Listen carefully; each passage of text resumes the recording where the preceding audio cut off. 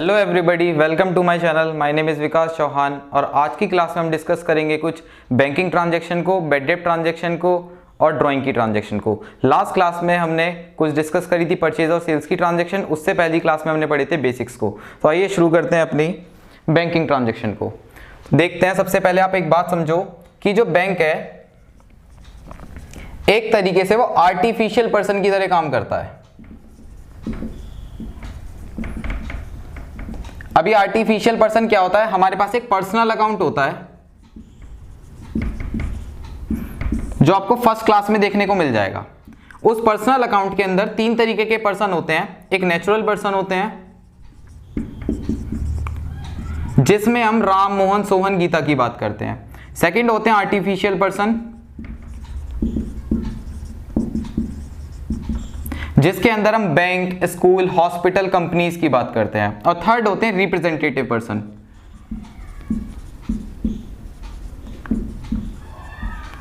जिसके अंदर हम accrued income, outstanding expenses, income receive in advance और प्रीपेड एक्सपेंस की बात करते हैं। ठीक है ना?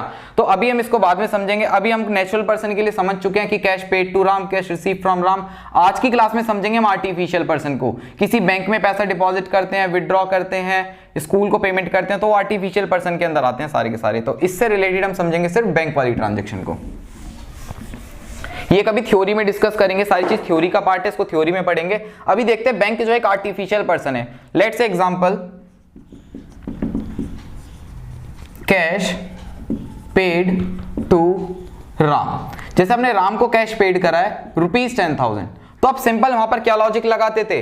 Cash paid to Ram, Ram कौन है? रिसीवर है। तो रिसीवर को क्या करते हैं हम? डेबिट करते हैं। तो एंट्री क्या बन जाएगी हमारे पास? राम्स अकाउंट डेबिट। और कैश जा रहा है आपके पास से, तो टू में क्या डालते थे आप? टू कैश अकाउंट डालते थे। इन सब बातों को हम डिस्कस कर चुके हैं। 10,000 सेम एग्जांपल इसी से रिलेट करो। अब एग्जांपल है कैश पेड टू बैंक या कैश पेड इनटू बैंक, कुछ भी एग्जांपल आ सकता है। ₹10,000। अब सेम जैसे राम रिसीवर था, आप जाते हो बैंक में पैसे जमा करने, तो सेम कौन पैसे रिसीव करता है? बैंक रिसीव करता है। तो बैंक कौन बन गया आपके लिए? रिसीवर। तो आपकी एंट्री बनाओगे bank account debit to cash account. आपके पास से क्या जा रहा है? कैश जा रहा है। तो आपने एंट्री बना दी 10,000। नेक्स्ट,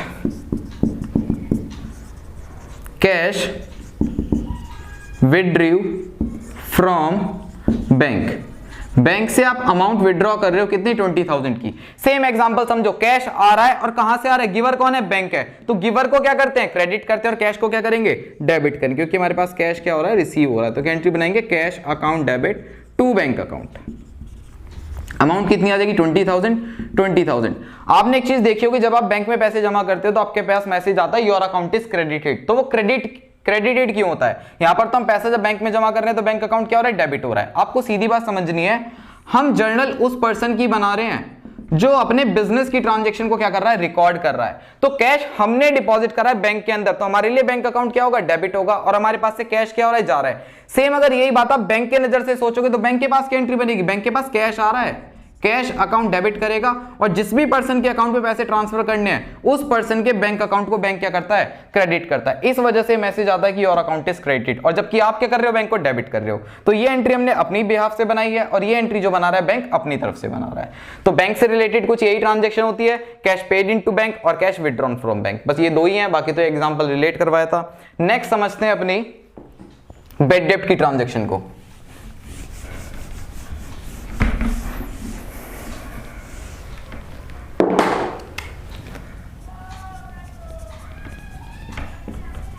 ये बैड डेट्स क्या होता है? जब जो भी पैसा आपका एक डेटर से क्या होता है? ड्यू होता है।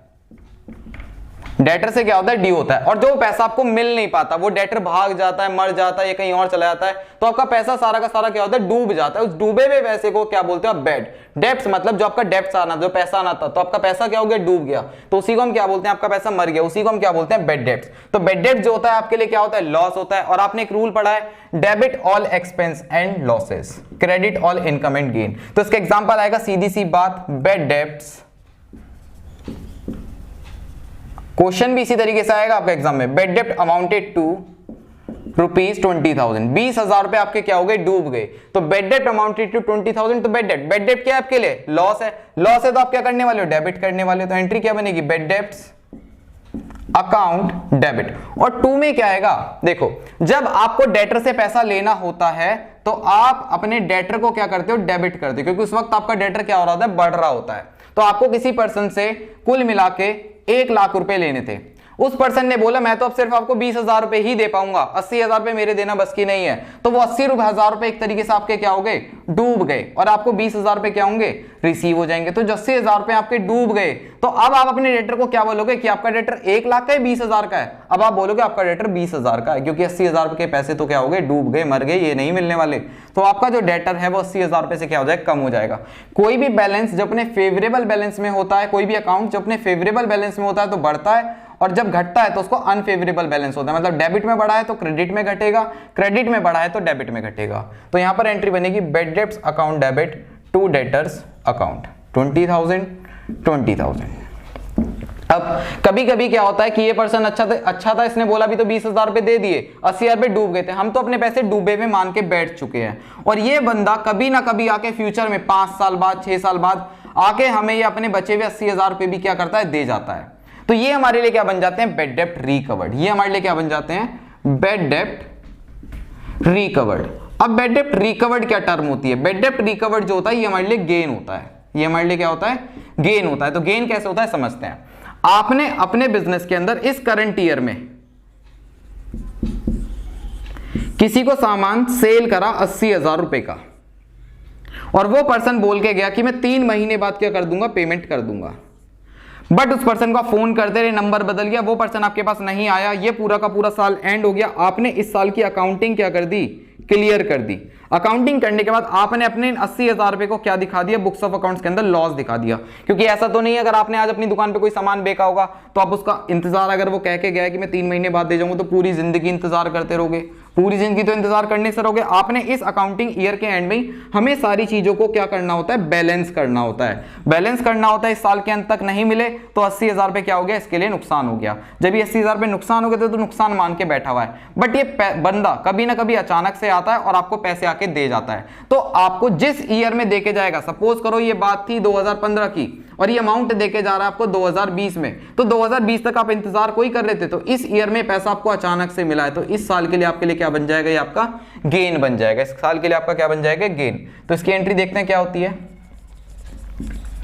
Bed debts recovered. क्वेश्चन भी इसी तरीके से आएगा, ₹15,000। तो एंट्री क्या बनानी भाई, बेड डेब्ट रिकवर्ड। इस साल की तो कोई चीज नहीं है, तो सीधी बात बेड डेब्ट रिकवर्ड, पैसा आ रहा है तो कैश अकाउंट क्या होगा, डेबिट होगा। तो एंट्री बनेगी कैश अकाउंट डेबिट। और 2 में क्या आएगा, ना बेड डेब्ट आएगा, पैसा कोई भरा है, ना डेटर्स आएगा, डेटर से कोई मिला है। भाई डेटर तो हमारा इस साल में था जिस साल इसको पैसे लेने थे, जिससे हमें पैसे लेने थे। और डेटर की लाइफ वैसे भी कितनी है, 3 मंथ की है नॉर्मली, तो इससे पैसे तो हमें मिले नहीं। अब ये दे रहा है 5 साल बाद पैसे, तो 5 साल बाद ये बंदा हमारे लिए डेटर नहीं रहेगा, अब हमारे लिए क्या हो गया, गेन। गेन है तो इसकी एंट्री किस नाम से बनाएंगे, बेड डेब्ट्स। जो पैसा हमारा मर गया था वो अब क्या हो गया, रिकवर्ड हो गया। तो उस साल के लिए सीधी सीधी बात बता रहा हूं, कोई इनकम नहीं है हमारे लिए, क्या है इस साल में, गेन है। अमाउंट कितनी आ जाएगी, 15,000 रुपीज, 15,000 रुपीज। ठीक है, एक एग्जांपल और समझ सकते हैं इसका, सिंपल सा, क्या कि मान लो आपकी स्कूल की फीस है, आपने किसी स्कूल में एडमिशन लिया और आपने उस स्कूल की फीस जमा नहीं करी इस साल की। अब आपने स्कूल छोड़ दिया, आप किसी और स्कूल में पढ़ रहे हो, तो क्या वो स्कूल आपका इंतजार करता रहेगा आने वाले 5 सालों तक कि भैया XYZ नाम का इंसान था, वो आएगा और हमारी फीस देके जाएगा?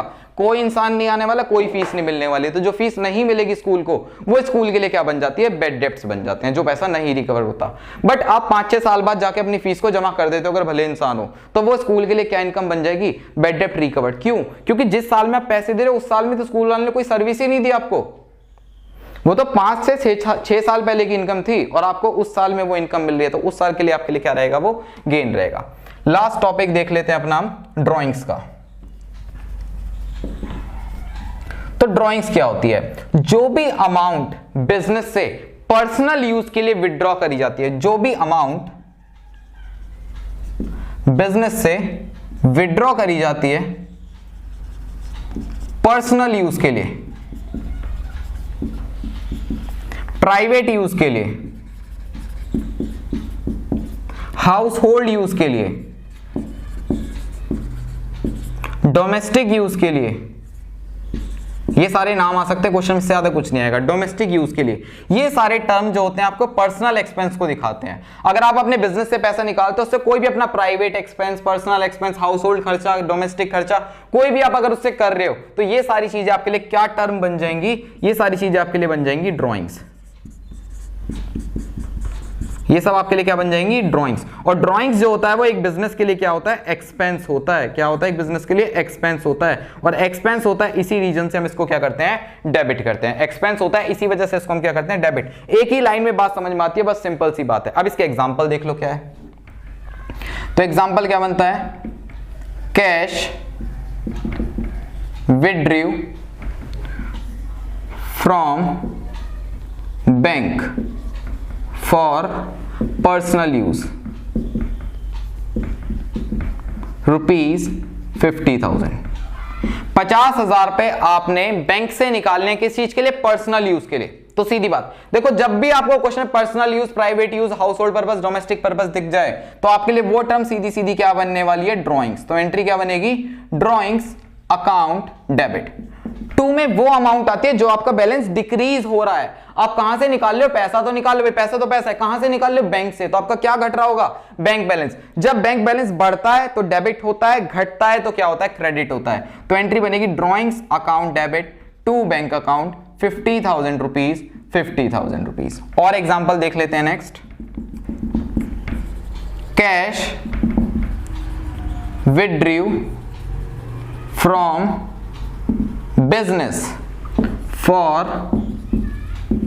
Private use rupees 40,000। 40,000 रुपया प्राइवेट यूज के लिए निकाल रहे हो बिजनेस से। तो देखो फिर से, cash withdraw from business for private use, personal, household, domestic आ जाए तो सीधी एंट्री बनेगी ड्रॉइंग्स अकाउंट डेबिट। क्या एंट्री बनने वाली है हमारी, drawings account debit. Reason behind this क्या है कि ड्रॉइंग्स हमारा क्या एक्सपेंस है, और एक्सपेंस है तो इसलिए क्या होगा, डेबिट होगा। और 2 में कौन सी टर्म आएगी, भाई देखो यहां पे तो हम बैंक से पैसा निकाले थे, बट यहां क्या है, बिजनेस, और बिजनेस में क्या रखा हो, कैश। देखो एक बात समझना, अगर कैश ही होता है, अगर आप बैंक से पैसा निकालते हो तो आपको कैश नहीं बोला जाता, ये क्या बोला जाता है, बैंक बोला जाता है। आपका बैंक बैलेंस घट रहा है। बट आप अपने बिजनेस से पैसा निकाल रहे हो, निकाल दोनों बार कैश ही रहे हो, अब आपका क्या घट रहा है, आपके बिजनेस का कैश ही घट रहा होगा। कोई बैंक बैलेंस कोई घट जाएगा, तो समझो टर्म को, बैंक से पैसे निकालने में बैंक बैलेंस घटता है, बिजनेस से पैसे निकालने में क्या घटता है, कैश घटता है। बैंक बैलेंस नहीं घटेगा और बिजनेस नहीं घटेगा। तो एंट्री क्या बनेगी, drawings account debit to cash account. तो ये एंट्रीज होती है हमारी ड्राइंग्स की, ठीक है ना। तो ड्राइंग्स कैश विड्रॉ कर सकते हैं बैंक से, बिजनेस से, पर्सनल यूज के लिए। और सिंपल अगर अमाउंट, क्वेश्चन एग्जांपल लिखा हुआ है, cash withdrew for personal use rupees 10,000। कुछ नहीं लिखा, बिजनेस से, बैंक से, तो सिंपल। फिर पर्सनल यूज है, पर्सनल यूज के आते ही क्या एंट्री बन जाएगी, drawings account debit, drawings account debit. और 2 में क्या आ जाएगा, क्या निकाल रहे हैं, कैश, क्योंकि कुछ भी नहीं पता है तो हम यहाँ पे फिर से क्या आ जाएगा, टू कैश अकाउंट। ठीक है, तो आज की क्लास में हमने 3 टॉपिक डिस्कस करे हैं, एक बैंक वाला, एक बेड डेब्ट्स का, और एक अपना किस चीज का, ड्राइंग्स का। बेड डेब्ट्स का मतलब होता है जो पैसा आपका डेटर से मिलना होता है, वो पैसा मर जाता है, डेटर भाग जाता है, पैसा नहीं मिल पाता, तो वो आपके लिए क्या टर्म बन जाती है, बेड डेब्ट्स बन जाती है। ठीक है ना। जो भी पैसा आप बिजनेस से अपना पर्सनल यूज के लिए निकालते हो वो आपके लिए क्या बन जाती है, ड्राइंग्स बन जाती है। ड्राइंग्स आपके लिए एक्सपेंस होती है एक तरीके से। जब आप एक्स्ट्रा पैसा बिजनेस के अंदर लेकर आते हो वो एडिशनल कैपिटल होती है। जो आप शुरुआत में बिजनेस के अंदर पैसा लेकर आते हो वो कैपिटल होती है। और जब बिजनेस के बीच से पैसा निकाल के ले जाते हो वो आपके लिए क्या होती है, ड्राइंग्स होती है। ठीक है। और एक चीज हमने समझी थी कि कैश डिपॉजिट इनटू बैंक, तो बैंक में जमा कर रहे हैं तो एंट्री बनेगी bank account debit to cash account. Cash withdraw from bank तो एंट्री बनेगी cash account debit to bank. तो इन सबको आराम से रिवाइज कर लेना। कोई भी अगर आपको कंफ्यूजन हो, डाउट हो तो आप मुझसे कमेंट बॉक्स में पूछ सकते हैं।